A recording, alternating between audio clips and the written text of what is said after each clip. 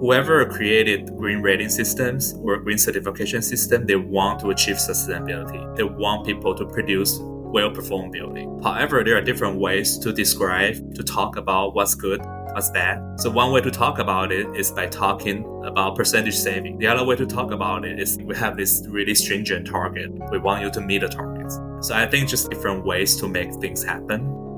And by doing all these things, the airtight envelope, the high performance thermal envelope and glazing and ventilation, that allows us to have as small a heating and cooling system as possible. And that's really what drives down the energy consumption.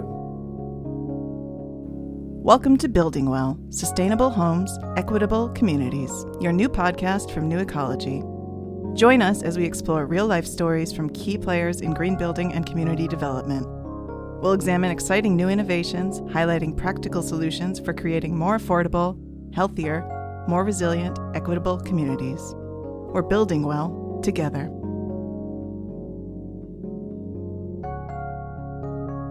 This episode was made possible by the Mass Save Community Education Grant. Welcome to Building Well. I'm Alina Michaelevich, your host today, and Principal Director of Finance at New Ecology. I'm here with my co-host, Michelle Moran, our Head of Marketing. Hello. Today we're interviewing Ching-Wen Hsiao, an energy analyst here at New Ecology, and Paul Eddowes, one of our Directors of Green Building. We'll be talking about a research paper authored by Ching-Wen Hsiao and Sankanil Goswami, our energy engineer, titled Investigating the Impacts of Climate Change on an Affordable Multifamily Building in Boston, Massachusetts. At the time of this recording, the paper was recently accepted to the American Council for an Energy Efficient Economy to their summer study program. With Paul and Wen, we will dive into the world of energy modeling and climate resiliency. Stay tuned for a great interview. Let's start by having Wen and Paul introduce yourselves. Wen, could you tell us about what you do here at New Ecology and a little bit about yourself? Hi everyone, my name is Wen. I'm originally from Taiwan. I have been working for New Ecology for almost 9 years. I was originally trained as an architect when I was in Taiwan, and later I studied energy and environmental design when I came to the US. And then because of the training, I started to focus on sustainability, energy modeling, and simulation. And when I found my job at New Ecology, I started to have a real world experience to actually apply what I learned in the building projects. And so what I do day to day in New Ecology is to create energy models and to look into different design strategy and evaluate their energy performance. And also, I'm looking at the energy model results to assess if the building meets energy code or green building certifications. For example, LEED, Passive House, Energy Star, or Enterprise. Awesome, thanks. Paul, would you introduce yourself? Sure. Hi, thanks, Alina. My name is Paul Eddowes. I'm a Director of Green Building Services, and I've been working at New Ecology for around about 9 years now. My background is in environmental conservation, and I got my start in sustainability in the built environment doing home energy assessments for the Mass Save program. When I started at New Ecology, I was an assistant project manager, but really continued to do that project management work on our new construction projects and also lead a team of project managers and raters. Awesome. You both talked about your involvement with projects at New Ecology. Could you talk a little bit about how you guys work together and how your work connects to each other from the modeling to the building projects?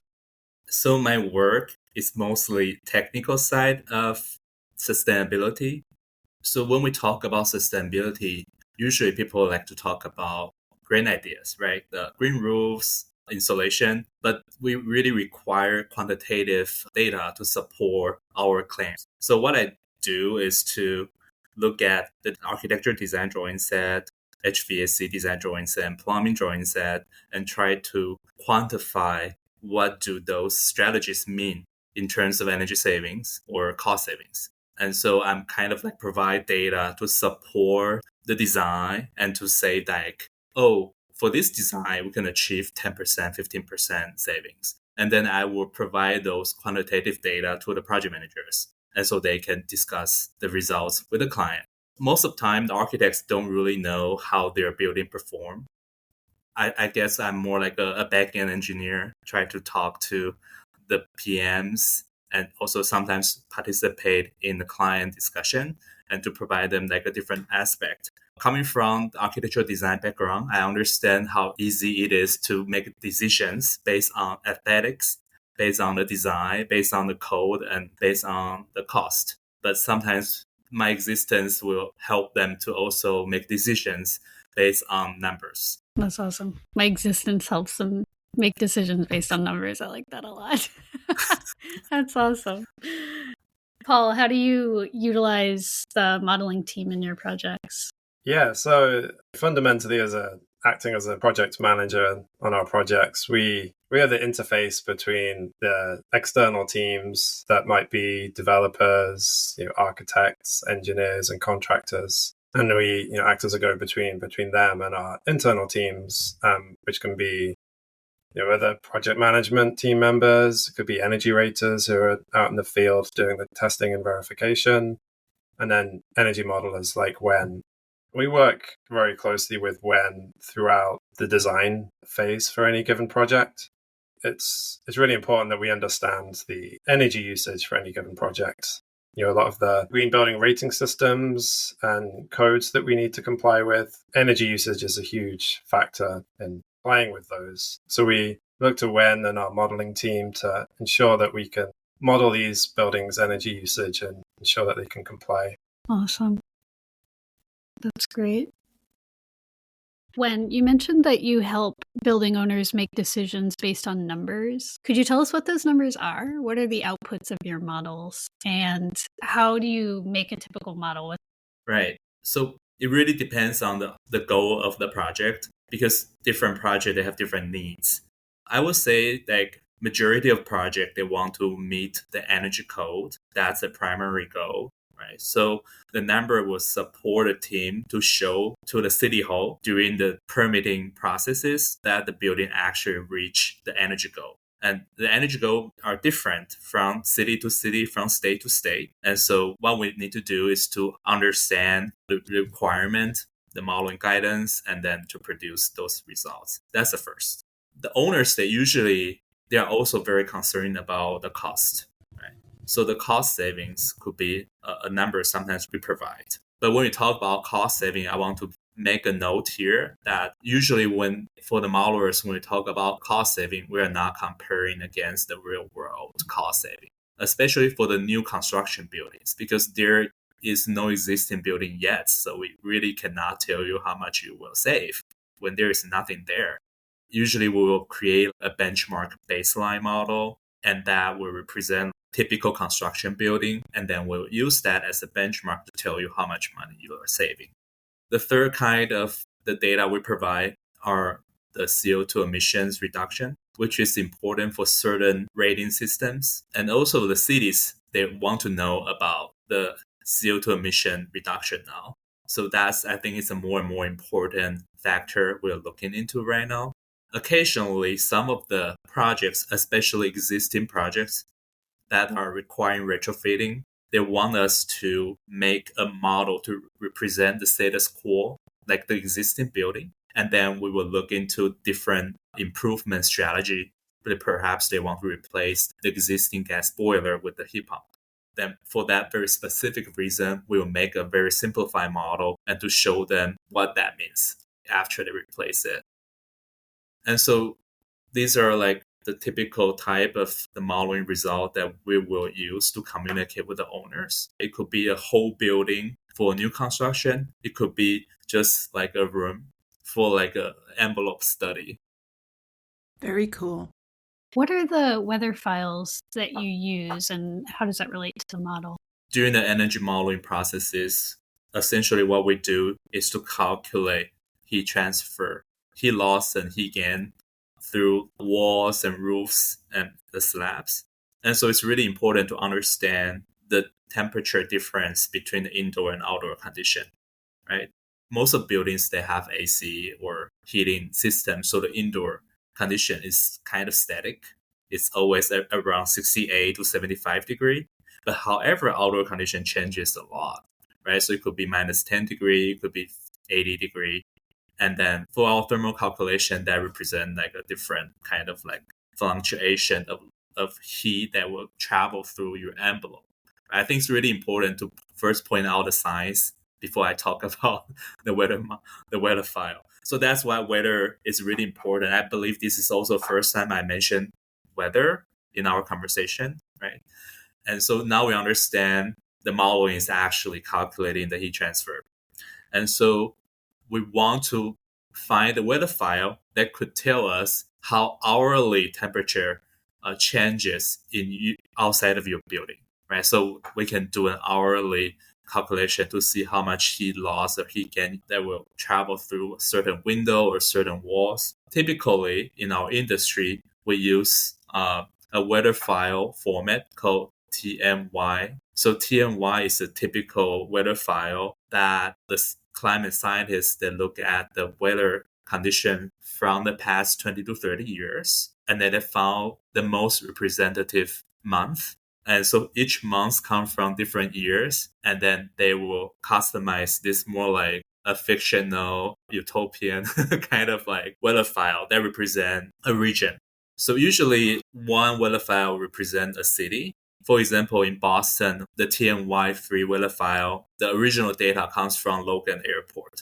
So they use Logan Airport, and then they look at like a past 20, 30 years. And so this is a typical weather file we use. There are other kind of weather file we can use. There are groups of volunteers. They are now trying to make new weather files, which called TMYX. Of course, in our day-to-day work, sometimes we have to customize and make our own weather file. That's when we have to search, some underground or some public available weather station data and try to integrate those into existing weather file. To sum up, most weather files, they are located in airport, and we're using the airport weather, which could be not very realistic, right? Because airport is usually in this open field, but most of our buildings are in the cities or in the residential zones. Yeah. That's interesting when just thinking about Boston Airport as well. It's very much on the ocean. It's got water on all three sides of it, I think. So I'm sure it changes the data that you see in terms of weather versus what we actually see in the residential neighborhoods in and around Boston. Right. That's exactly why sometimes when we work on certain projects, we understand that a specific weather file does not really represent the site. And then when that happens, we will have discussion on if we want to replace the weather file. Recently, we have this project in Salem. It is a passive house project, and we were talking with VIAS about the project. And the first thing they told us, their review is, the weather file is not very representative to Salem. Maybe you can consider to use Boston weather file instead. So I'm like, this is interesting. The argument behind this, selection of a weather file is mostly like how high the altitude of your site and how close the site is to the ocean or to the forest. Those will kind of have huge impact over microclimate. Yeah, for sure. Sorry, like a last technical nerdy thing about this is it also depends on the software you use, because different kind of simulation software, they use different inputs. Certain software, for example, they don't use wind speed or wind direction. If you don't use wind speed, and then that is not very important. Yeah. So you will want to think about what kind of data are going to be computed in your software, and then also think about what does that mean if I choose certain weather file over the other one. Yeah, that's really interesting. One thing we haven't really talked about on the podcast is heat island effect and the effect of not having trees in the neighborhood or different things like that. And you're kind of alluding to it with forests being a cooling effect, the ocean, the wind, like that is all super important. I didn't realize it's the airport. It is a very different kind of feeling over there than it is in downtown or in some of the neighborhoods for sure. Right. But people who study heat island effect, they probably want to, use more like a microclimate data. Yeah. So they could put their own sensor there, or they can find like a weather station in the city that is more realistic. There are also like a CFD simulation, a computational fluid dynamic simulation software they can use to simulate more zoom in microclimate conditions around your site. Those are doable, but I would say those are super expensive. So usually we don't do it. Yeah, I was about to say, like, fluid dynamics sounds difficult to model. That makes sense. That's great. Is there anything else you want to add about energy models, Wen? There are a few like high level points I want to talk about energy model. First of all, there are different kind of energy model softwares. So there is like IES, Energy Plus, eClass, Woofy Passive, and a lot more. And they don't do the same things. However, the underlying engine between them kind of similar. Most of them coming from DOE, that is the engine. And the other one that people use a lot is called Energy Plus. And those two are originally developed by the DOE. The Department of Energy. Right.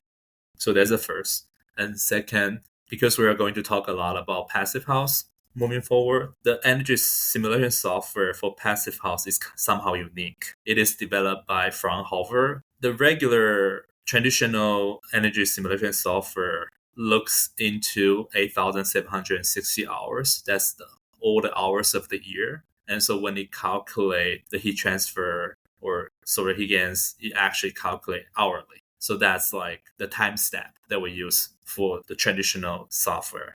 However, for Woofy Passive, the Passive House software, it's doing a monthly calculation. So it's not an hourly calculation. That's a huge difference. When we look into an entire building in the model, we're practically creating a digital twin of this, real world building into a digital world, right? So we're trying to build something that's completely digital but reflect the reality. When we do that, we want to build every thermal zone inside the building in our model. However, for the Passive House, they don't do that. They don't build different zones, different rooms in your model. It's one zone only. That's the second big difference. I want to bring this up because a lot of people don't understand that there's a huge difference. Whoever created green rating systems or green certification system, they want to achieve sustainability. They want people to produce well-performed building. However, there are different ways to describe, to talk about what's good, what's bad. So one way to talk about it is by talking about percentage saving. The other way to talk about it is we have this really stringent target. We want you to meet the targets. So I think just different ways to make things happen. Mm-hmm. Yeah. Do you think that makes sense, Paul? What's your perspective on this? I think what I'd like to add is like the caveat that we have to deliver this information with to project teams. Energy modeling, like any other kind of predictive modeling, is trying to predict the future. And there are so many variables at play that we have to make some assumptions on. The weather in the future, which is what we're here to talk about today, is one of them. But it could be occupant behavior. Do you have a population in the building that likes it warmer than what we might have assumed in the model, or do they take more showers and baths than what we might have assumed, so they're using more hot water? There could be our energy models take into account shading from other buildings. In 10 years' time, is there going to be another building built right next to this building that's going to shade it in a completely different way that we have in the model? These energy models are great tools that we have. They're the best tools that we have to predict energy consumption, but there are limitations on what they can report. As long as we understand those limitations, you can present the information with those limitations in mind. We have this saying in the modeling world: garbage in, garbage out. So the model is only as good as assumptions. And certain assumptions we can never predict. We cannot predict a guy running underground laundry service in his unit. We cannot predict someone who keep their windows open in the winter in Boston. We have seen those. We cannot predict those. So I think modeling tool does have its limitations, but it's a good tool when we do a comparative study. It's very similar to how like the finance people try to predict the stock market. They look into like all the economic equations and parameters and try to create a models to predict the future, but they can still not foresee the crash of the market. I love that. Yeah, that makes sense. Paul, could you tell us a little bit about how the energy models show compliance and what the different types of certifications are that you have projects using? Yeah, there's so many different green building rating systems that we work with. And virtually every single one of them has some sort of energy usage target or threshold that we need to show compliance with. And because there's so many different types of rating systems, different types of buildings, we have multiple different energy models that we might use. Sometimes it might be a unit-based model, such as a HERS model. They might be used for showing compliance on smaller buildings, for certifications like LEED or Energy Star. Then we might have larger buildings where common areas might account for a larger usage in terms of energy. That unit-based energy model wouldn't capture that. So that's where we might use something like eQuest or WUFI, which are better capable of capturing whole building energy consumption. The larger building energy models like eQuest and WUFI, they're used for showing compliance with LEED and Passive House. Could you talk a little bit about Passive House and give us an overview of an example project? Yeah, so Passive House as a principle, it's been around for a while. It's been around since the late 1970s and was born out the oil crisis. And essentially it boils down to having a really high performance thermal envelope and glazing, very airtight building, energy recovery ventilation so that the energy that's exhausted through your bathrooms and your kitchens is captured and recirculated and put back into the building by the fresh air coming back into the building. And by doing all these things, the airtight envelope, the high performance thermal envelope and glazing and ventilation, that allows us to have as small a heating and cooling system as possible. And that's really what drives down the energy consumption for Passive House buildings. And over time, these principles have been codified in various different green building rating systems, starting out in Germany with the original Passive House Institute and their certification system that was adopted worldwide. And then more recently in the US, we have FIAS that have taken those same Passive House principles and guidelines to implement their own system that's more specific to the US and the various different climates that we have in the US. The majority of our new construction projects are now pursuing Passive House certification through FIAS. And energy modeling plays a critical role in showing compliance with those certifications. We do look at other things with Passive House certifications like indoor air quality, resilience and durability, but really the main performance criteria that we have to focus on is the energy performance. And that comes out of the energy modeling process.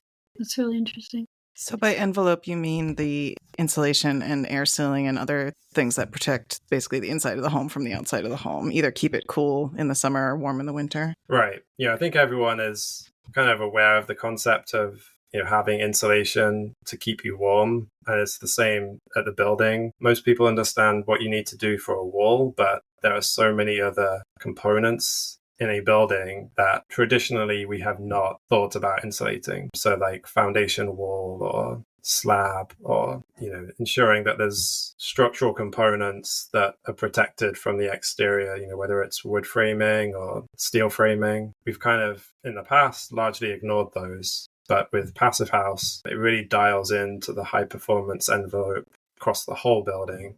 Yeah, with Passive House, we really dial into those issues and make sure that they're not going to be a problem in the future. We've seen a lot of adoption of Passive House in Boston specifically, but in Massachusetts as a whole. And we kind of alluded to this earlier when we were talking about building code, but I was wondering if you could tell us a little bit about what's driving Passive House adoption in Massachusetts. Yeah, so really it all started out with a couple of things. So one is at New Ecology, we work on a lot of affordable housing, and the low-income housing tax credits that are available to developers building affordable housing in Massachusetts have, over the past 5 to 10 years, really started to push projects towards Passive House certification. Through their qualified allocation plan, they incentivize projects by offering more points to projects that pursue Passive House, as well as various other green building rating systems. But over time, the incentive for Passive House construction has increased. So that's one thing that's certainly been driving it for a while now in the affordable housing market. And then more recently, Mass Save, which has been available to residents and developers in Massachusetts for a long time now to improve the efficiency of their buildings, all types of buildings, whether it's single family, multifamily, offices, warehouses. They have slowly introduced incentives for passive house construction. At the current day, there's up to $3,000 available per unit for developers to build passive house construction. And that has been a big help in pushing market rate developers in the direction, because it shows that the little bit of additional cost that comes along with passive house construction can be offset somewhat by the incentives offered by MassSave. And then what we're seeing in the past year or two is the implementation of the specialized opt-in code in Massachusetts, which, for all intents and purposes, makes passive house a code requirement. There are some limitations. It depends on the size of the building, but most multifamily projects in Massachusetts, as long as they're over 12,000 square feet, they're going to have to do passive house construction if they are built in a town or city that has adopted this opt-in code. Cambridge and Boston and many of the other cities in the Boston metro area have already adopted this opt-in code, or will adopt it within the next year or so. So that's going to become the new standard. So eventually, passive house will become the base code for most towns and cities in Massachusetts. I want to take a step back and just mention that when we're talking about passive house, we're talking about capital PH passive house, because there's also sort of an underlying term, passive house. And earlier, one of you had said the acronym PHIUS, and I wondered if you could explain the acronym. PHIUS. That's a Passive House Institute US. And so that's, as Paul mentioned earlier, in the US, we learned from the Germany for the passive house design strategies. And so I think there are currently 2 institutions doing passive house now in the US. One is called PHI, Passive House Institute. The other one is PHIUS, PHIUS. In Massachusetts, most of our projects, we work with the PHIUS. But the Energy Code allows us to use PHI or PHIUS, both. Okay, thanks. To echo your distinction between passive house and PH, the capital passive house. So traditionally, there are passive design strategies, and those are not necessarily connected to the certification we're talking about, right? And so even before PHIUS became a thing in the US, in the past, people are interested in sustainability design. And for example, they design a super thick wall, try to use the wall to regulate the temperature. And that is considered like a classic passive design strategy. Another example, open a window, that's another natural ventilation, that's another passive design strategy. So passive house kind of is a collection of a lot of those together and make them into like a systematic guidelines based on different climate zones and the site conditions. Yeah, thanks. What Paul was saying, what you were saying was that it looks like many towns or most towns and cities in Massachusetts, if you want to construct a new building, you'll have to comply with capital P passive house principles.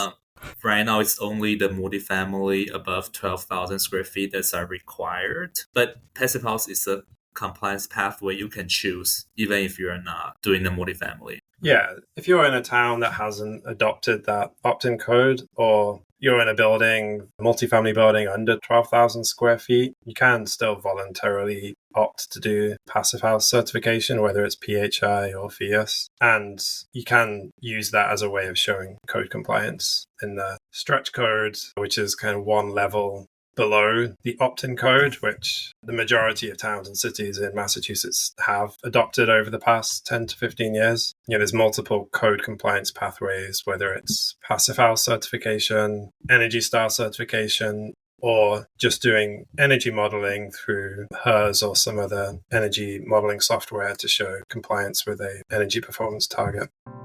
I'm Molly with your MassSave Minute. Today we're exploring MassSave's passive house incentives, which promote energy-efficient construction in Massachusetts. MassSave offers generous incentives for homeowners and builders who commit to passive house construction standards. These incentives cover various aspects of the building process, from insulation to ventilation systems, helping to offset the initial investment. From the very beginning of the process, MassSave offers rebates for owners and builders looking to see if their project is eligible for passive house certification. They offer significant rebates and incentives for your feasibility study, helping to bring more projects on board. One key incentive is the Passive House Design Assistance, providing technical support and financial incentives to help integrate passive house principles into your project from the planning stages. Additionally, MassSave offers rebates for specific components like triple pane windows, high-efficiency heat pump water heaters, and energy recovery ventilation systems, all essential elements of a passive house. By embracing passive house standards, homeowners not only reduce their energy bills, but also enjoy superior comfort and indoor air quality while contributing to a more sustainable future. If you're considering a construction project and aiming for exceptional energy efficiency, be sure to explore MassSave's passive house incentives. They can make a significant difference in achieving your goals. Head over to the MassSave website at masssave.com, MassSave.com, to learn more. That's it for today's MassSave Minute. Remember, building with passive house standards isn't just about saving energy. It's about building smarter and greener. Until next time, stay inspired and energy conscious.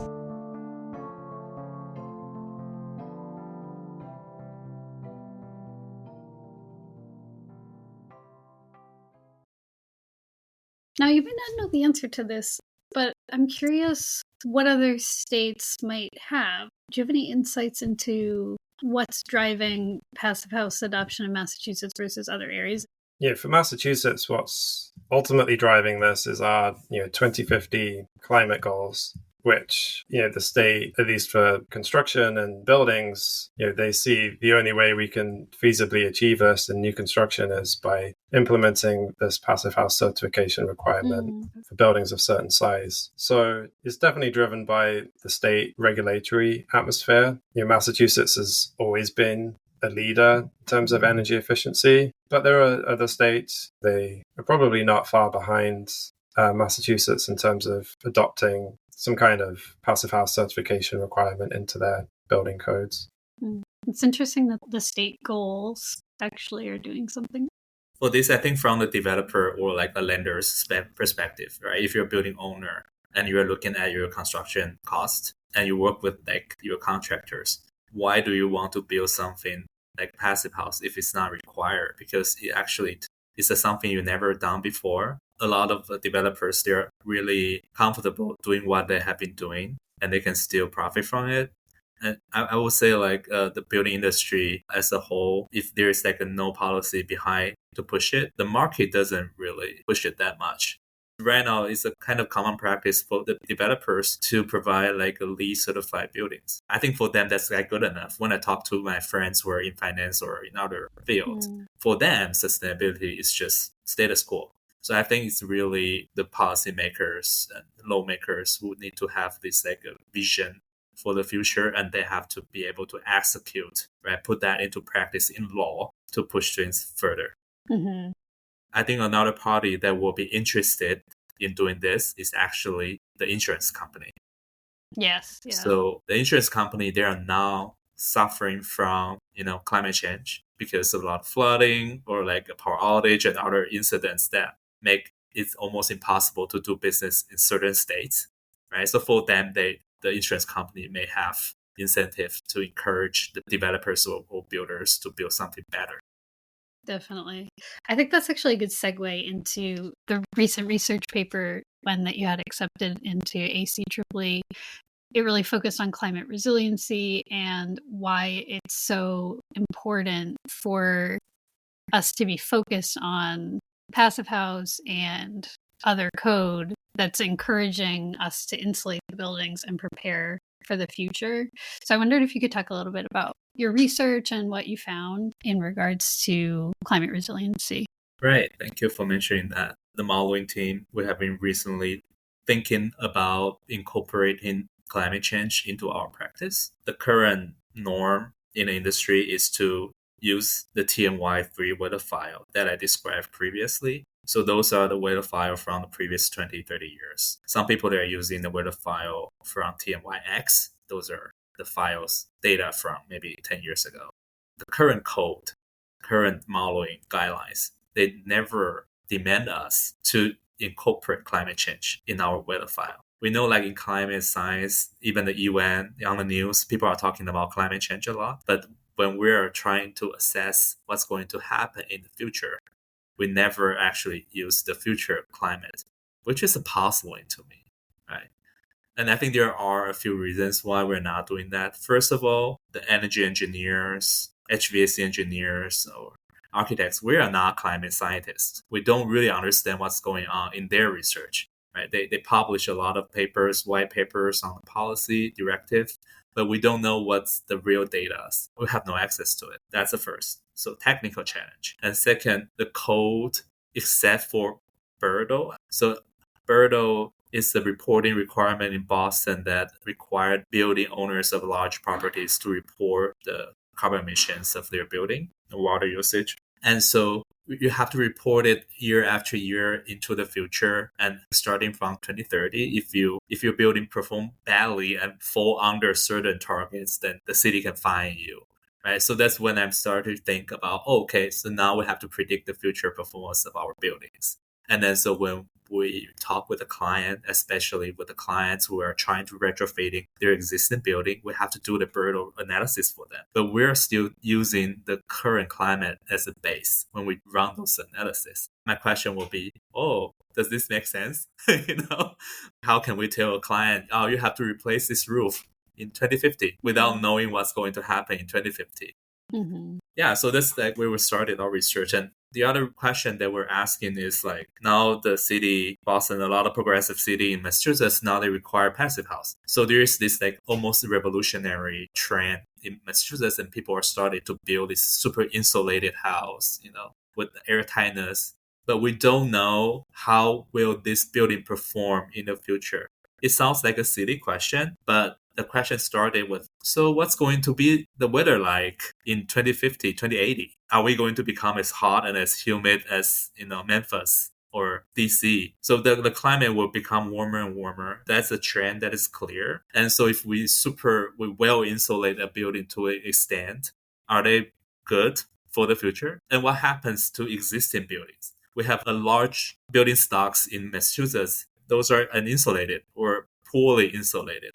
We also have buildings that were built in the past 10 to 20 years that were like quite well insulated under the code. And so our research paper are trying to ask a lot of questions.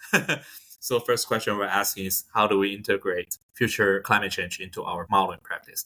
And second, we want to know the performance of passive house or poorly insulated buildings and just regular building. How do they perform in the future climate?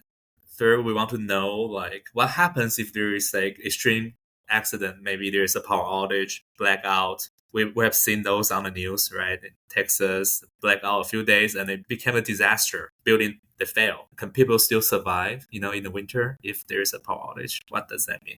And then lastly, we want to know, will passive house or poorly insulated house, what kind of financial burden do they bring to the tenants, especially people from low-income community? New ecology, we're primarily focusing on social housing, affordable housing. So a lot of our clients, they are like in a low-income bracket.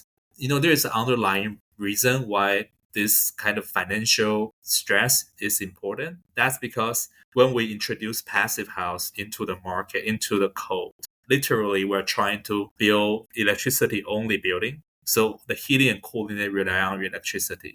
Electricity is very expensive in Massachusetts compared to gas. So those poor insulated existing building, most of them, they still rely on gas as their like heating source. So in the winter, if you look at the building purely rely on electricity for heating versus the building that's rely on gas for heating, the utility bill is very different. And so the introduction of passive house into the multifamily world, especially for affordable multifamily, what does that mean for the tenants? And so we look into 3 different tools that allow us to generate future weather files.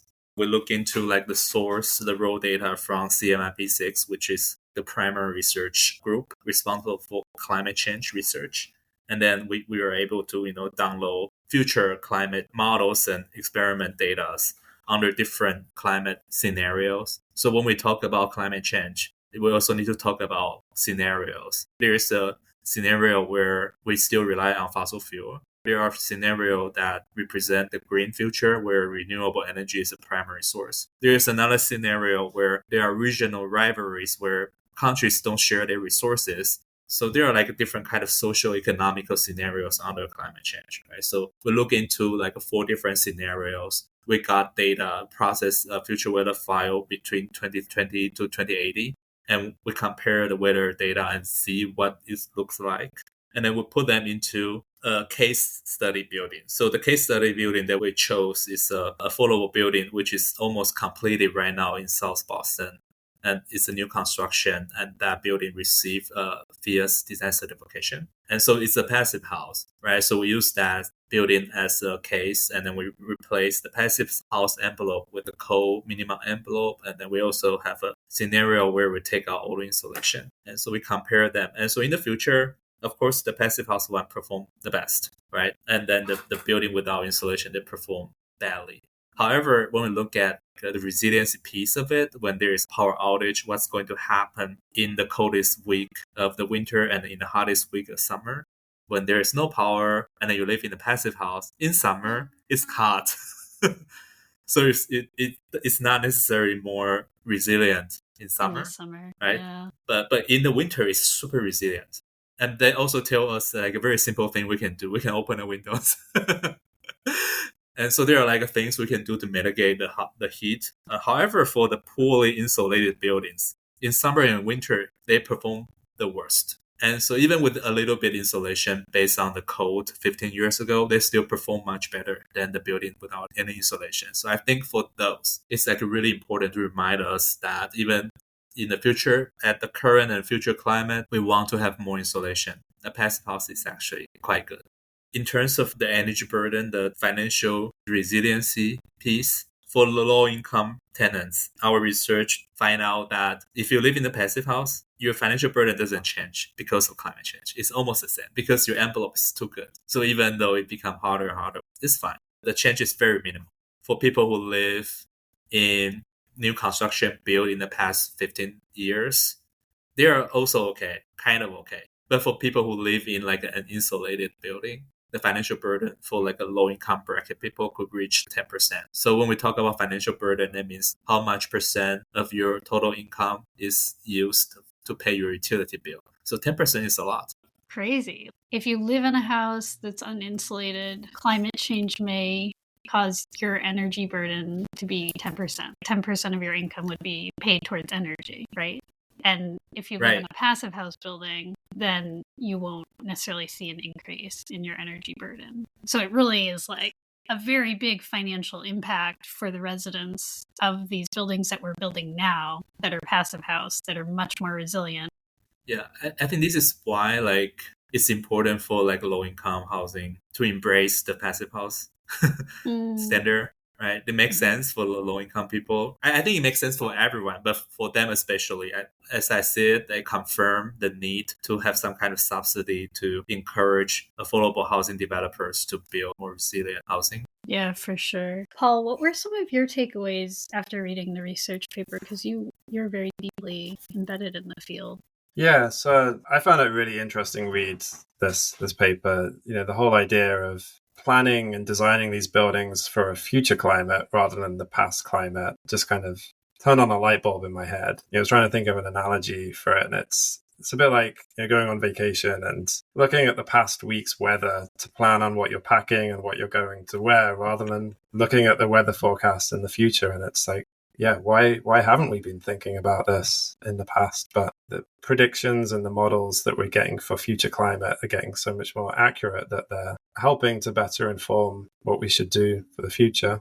I think, as I was reading this and digesting it, I all of a sudden started to panic thinking, oh no, what are we doing? Are we building buildings that are not going to be suitable for our future climate? Is this going to be another sick building syndrome outbreak where the buildings that we're building are going to be unoccupiable and not safe to live in for people? But reading through the paper and reading through the results, I was really reassured that the building typology that you modeled as case A, the passive house buildings that is part of the code requirements in Massachusetts now and will quickly spread elsewhere, they perform the best under normal circumstances. They have the lowest energy consumption, both in heating and cooling. They help, as we discussed, reduce energy burden for low-income residents. And then the resiliency thing as well, I think is really important to highlight. I think because of the increased thermal performance of the passive house envelopes, they They obviously retain heat better, which is great in the winter. And it's not even a problem in the summer when we have active air conditioning to help offset those heat loads. But it's when we don't have air conditioning that, they could be more susceptible in a power outage situation. It was interesting to note that I think it was within the first 2 to 3 days, passive house scenarios still maintained comfort levels that are survivable inside. It was only once you got above that 2 to 3 day mark that it started to get uncomfortable. Thinking about grid resiliency and what we've seen in the recent and somewhat distant past, we can look back to the power outage in 2003 in the Northeast, and that was a massive catastrophic event that we haven't seen in this region recently. But even then, it was only 6 to 8 hours of power outage that people had to endure, which passive house type projects would ride through easily. Everyone can think back to Texas in 2021, where some areas were without power for that 2 to 3, maybe even longer time period, 2 to 3 days longer. And that was different. It was a winter power outage, and it was the inability of the Texas grid infrastructure, reliance on gas for electricity production, tied in with electric resistance heating being dominant, that kind of overloaded the grid. That highlights how relying on one way of operating can lead to the breakdown of the grid relatively easily and relatively quickly. What we need to do at a much wider scale is think about how resilient our grids are and plan for these types of events in the future. Overall, I'm happy to see that the passive house type projects are going to be resilient to a certain extent for these types of events, as well as helping reduce energy consumption and making occupants more comfortable and reducing their overall energy burden. Yeah. Could you talk a little bit about grid resilience? It wasn't the focus of the paper necessarily, but how do we make the grid more resilient so that these types of buildings can maintain livability based on the grid? Yeah, I think an important point in there is electrification. Passive house, whether it's through PHI or through FIAS, is largely agnostic as to what fuel source you use. Oh, okay. It does play into it in terms of your source energy requirements to a certain extent. But, you can do passive house projects with either gas or electric heating. But there's been a push at the state's level, at least in Massachusetts, to electrify buildings. And that's in conjunction with passive house certification. So we know that in the future, we're going to be more reliant on the electrical grid for heating as well as cooling. So ensuring that the grid has the capacity and the resilience to be able to handle that additional loads during peak heating days, where just in Boston over the past week or so, we've seen many of those where we know there's going to be high demand for electricity and cooling. But throw in a power outage event on top of that, or a power station going offline, that's going to stress the system even more. So yeah, I think grid resiliency is going to be an important factor that comes into play. Yeah. One aspect of the grid resiliency is to do the peak demand shifting. So which means that if everyone turn your AC on at the same time, then you're kind of bringing this stress to the grid. If we can somehow make a group of people turn it on later, flatten the peak energy demand from each building, then we can kind of avoid this catastrophic event. I think the implementation of solar PV will help that. You generate electricity to support yourself or support a grid.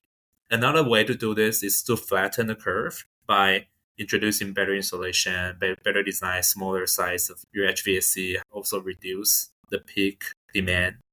To go back to that Texas example, one of the problems there was that they were overly reliant on electric resistance heating, which is far less efficient than any kind of heat pump. So if we can ensure that we are using these efficient systems, which we are in passive house projects, then that will help with the grid resiliency, because it's not going to be as stressed at those peak load times during the summer.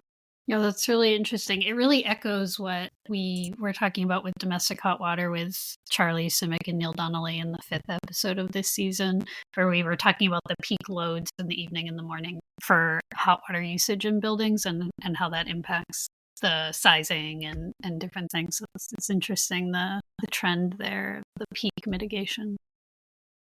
I never thought about that using solar to mitigate that, but of course, that's excellent. That's a great connection. And many sites in Massachusetts and beyond are now incorporating solar panels, or at least making sure their sites are ready to be incorporated with solar panels in the future. So that's excellent. Yeah, and like taking that to the next level. So using smart grids or microgrids to be able to still provide power to smaller regions during a power outage is kind of the next level.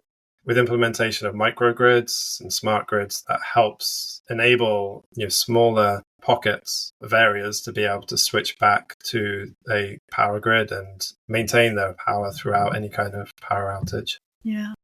What about existing buildings? Are there takeaways from your research or just your experience at New Ecology about upgrades to existing buildings that we should consider for climate resiliency? When we talk about existing buildings, we have to consider two kinds of existing buildings. One is existing buildings with historical monument status, and the other one is existing buildings without any historical significance. If we work with a building that has some kind of historical value, there will be historical committee that will prevent you from adding insulation from on the outside of the building, right? Because then you are kind of destroying like the look. They don't want us to cover it. And also for those kind of structures, it's harder to drill a lot of holes inside. It's challenging. So for those groups, usually the efficiency relies on HVAC system. Second type of existing buildings we work with, we have a lot of freedom. We have license. We can change the structure. We can gut rehab. For those, it's easier. We can still maintain like the square footage, and then we can maintain like the basic skeleton of the building. But we have freedom to implement a lot of like insulation. We can replace the pipes and pumps. Those are great. Originally, when passive house came out, they don't have retrofitting in mind. 2 days ago, Passive House just rolled out a new standard. It's called Revive, that is designed for existing buildings. I haven't looked into the details of that, so I don't know like how rigorous that is in comparison to the new construction. But I think it's a very important step moving forward because Passive House now is addressing the need to insulate, to improve the existing buildings. That's so timely that just came out recently. Of course, I mean, even Berto, which is only one example, it's all buildings over a certain size. It's not just new buildings over a certain size. So I'm glad Passive House is getting on board with that, or FIAS. I want to clarify that Berto is a reporting requirement. It is not Energy Code itself. Okay. So Berto does not concerns like how we model the building. It's like more reported. But in order to make a good plan to comply with Berto for the future, we need energy model. Are there any takeaways you'd like to communicate to anyone listening to the podcast, whether it's modelers, policymakers, building owners, about what we've discussed? It's important to note that these buildings don't live in isolation. They are part of neighborhoods. And yes, the building itself is important. We need to look at its envelope and its systems and its performance. But in a warming climate, if we're thinking about how we keep buildings and neighborhoods cool, we also have to look at the site around the building, thinking about urban heat islands effect and mitigating that. So designing neighborhoods so that they can be shaded, that's going to be important to help make these buildings and make the neighborhoods, places we live, more comfortable in the future.